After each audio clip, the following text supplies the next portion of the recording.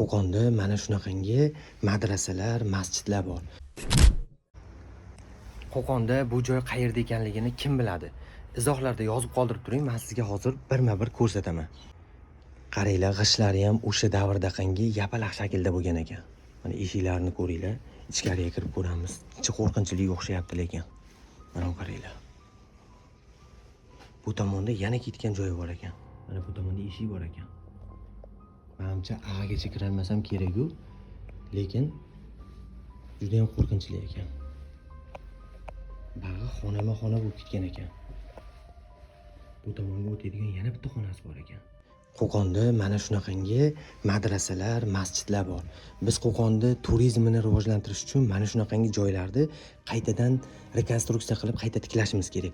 Ana o'shanda bizda tarixiy obidalar, tarixiy joylar soni ko'payib boradi. Turizm oqimi rivojlanadi.